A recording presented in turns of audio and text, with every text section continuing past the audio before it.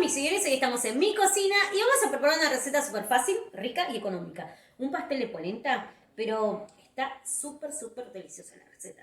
Esta es pedida por ustedes. ¿Vamos a cocinar?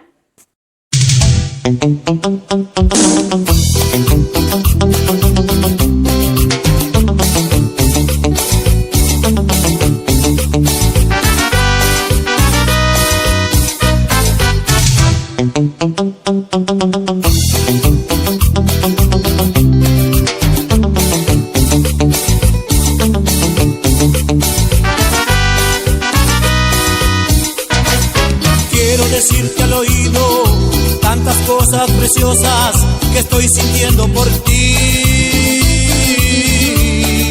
Que te quiero, que te adoro, tú eres la mujer que he soñado, que me haces muy feliz.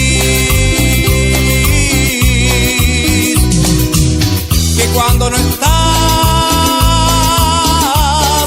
me falta el aire, eres la razón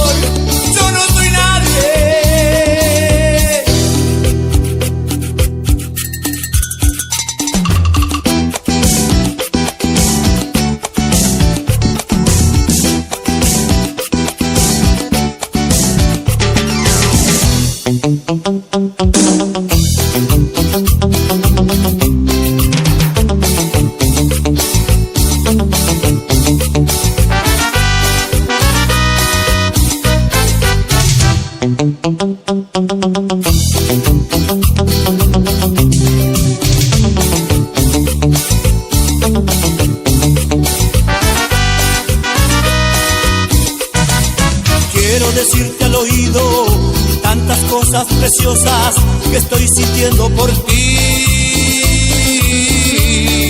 Que te quiero, que te adoro, tú eres la mujer que he soñado, que me haces muy feliz. Que cuando no estás me falta el aire, que eres la razón.